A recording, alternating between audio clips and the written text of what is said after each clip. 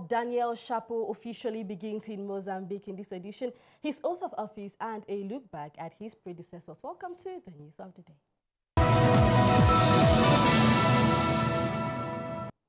After months of controversy, Daniel Chapo, the elected president of Mozambique, was inaugurated on January 15, 2025 at Maputo's Independence Square under heavy security surveillance. Despite continuous protest from the opposition camp, the new Mozambican president assumed office for a 5-year term. Brenda Nong tells us more. No cargo de Presidente da República de Moçambique. Élu le 9 octobre dernier avec 65% de suffrages, le nouveau président mozambicain Daniel Chapo a été investi le 15 janvier 2025 sur la place de l'indépendance de Maputo. À la tête du Front de libération du Mozambique, Frelimo, parti au pouvoir depuis un demi-siècle, le président Chapo a prêté serment.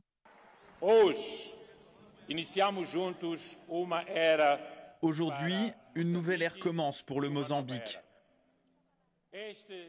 Ce n'est pas seulement le début d'un mandat, mais un voyage, un défi pour construire l'avenir dont nous rêvons. Notre dialogue avec les forces politiques sera toujours franc, honnête et sincère. La stabilité sociale et politique est notre priorité absolue.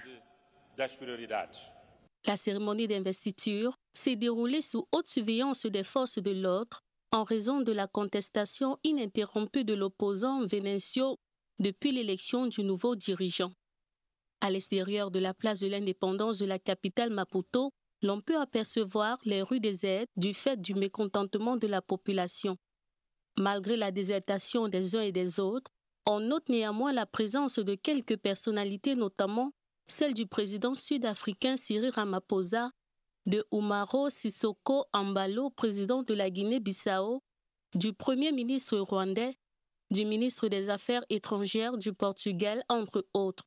Alors que le nouveau président Daniel Chapo prend ses fonctions pour une durée de 5 ans, il va lui falloir prouver au peuple qu'il mérite leur confiance en restaurant la paix et la stabilité dans le pays.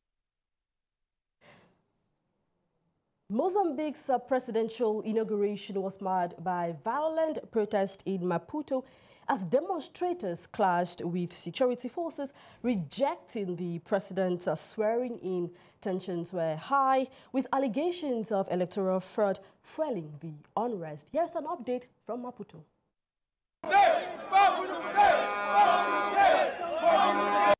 Mozambique's presidential inauguration unfolded amidst a backdrop of unrest and heightened security. Protesters mobilized in the heart of Maputo to reject the president being sworn in.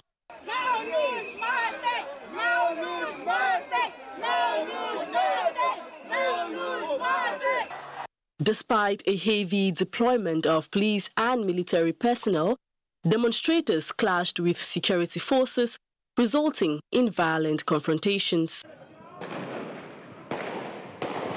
Tear gas and live ammunition were used to disperse the crowds, leading to injuries and casualties. I'm mad. I'm no longer proud to be Mozambican because I see my brothers being murdered in this country. Hungry is not your right.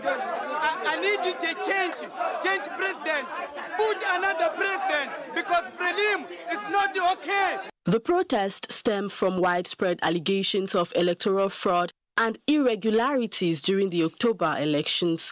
Opposition supporters accused the ruling party of manipulating results to retain power. Many Mozambicans are also frustrated by persistent corruption and economic stagnation. One of the things that was demanded by the protesters or is behind all these civil unrest and demonstrations that we have seen is because the government is too much corrupt. At least is what people are saying. The government is too much corrupt. That's why they are not able to provide basic needs for the population. That's why our economic conditions are very low. Amidst the After chaos and opposition demonstrations, the inauguration ceremony proceeded under tight security. President Daniel Chapo, who was inaugurated on January 15, pledged on his honor to ensure the respect of the Constitution. These are just some of the challenges that the new president of Mozambique must face. Pauline Soto. Résoudre la crise qui secoue le pays, ce sera le défi majeur de Daniel Chapo, président du Mozambique. Iniciamos juntos uma era. Aujourd'hui, une nouvelle ère commence pour le Mozambique. Ce n'est pas seulement le début d'un mandat, mais un voyage, un défi pour construire l'avenir dont nous rêvons. Depuis l'élection présidentielle d'octobre dernier, de nombreuses manifestations sévissent dans le pays. Selon l'agence France Presse, les 3 derniers mois ont été le témoin d'une violence effroyable, avec à la clé des centaines de morts. Une crise que l'on pourrait qualifier d'intergénérationnelle. En d'autres termes, les jeunes se sont écartés de tout ce qui concerne de près ou de loin la gestion du pays. Le nouveau président Daniel Chapo devra donc frayer un chemin pour ces jeunes en quête d'opportunités.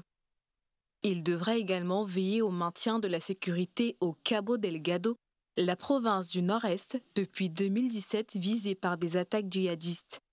Après sa prestation de serment, il s'engage à traquer tous ceux qui, sans scrupules, sont impliqués dans le pillage des ressources et donc par ricochet, redresser l'économie dans ce pays.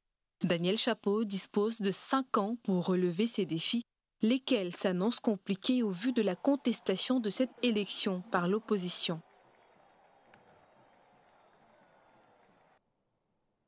As Daniel Chapo takes office, he becomes the 5th to take on this step in the country. In this report, Colin Bikatal takes us through the faces of all those who have governed Mozambique since 1977.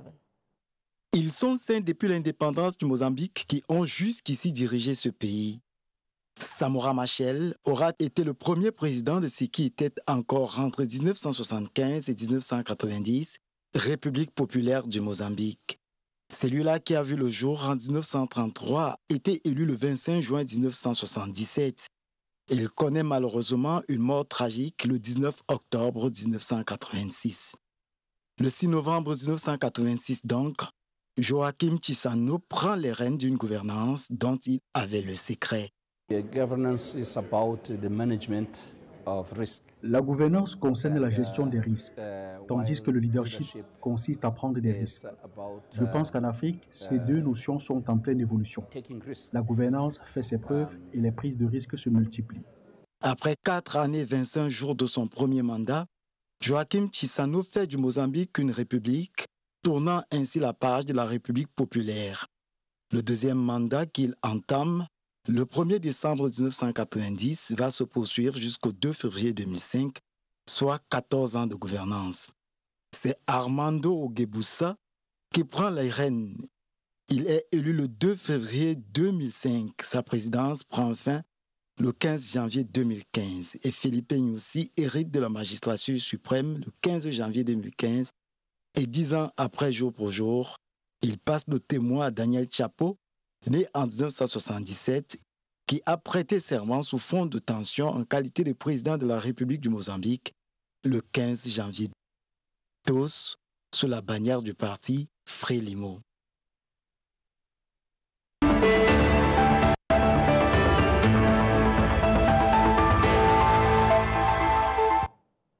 Our bonus information takes us to the Democratic Republic of Congo, where 2 new ambassadors, one from the Republic of India and the other one from the Russian Federation, presented their letters of credence to the President Felix Antoine Tshisekedi on Wednesday, the 15th of January in Kinshasa. Take a look.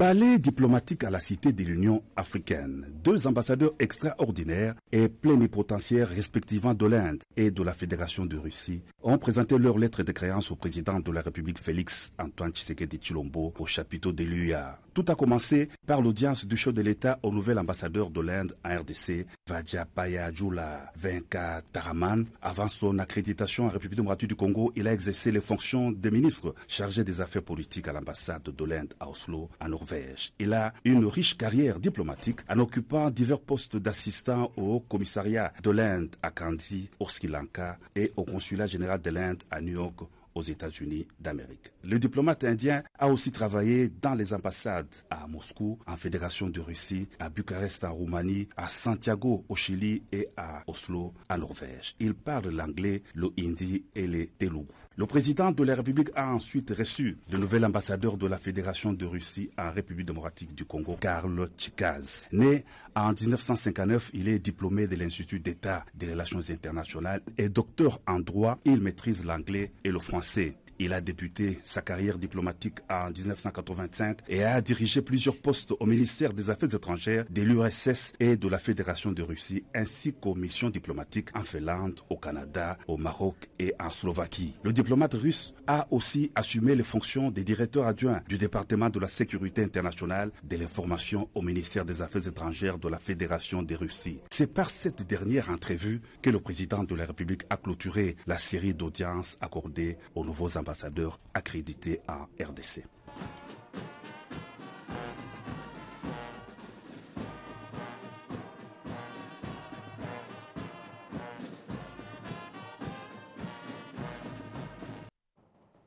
And that brings us to the end of this edition of the News of the Day. Thank you for watching. Stay tuned to more programs on Global LTV.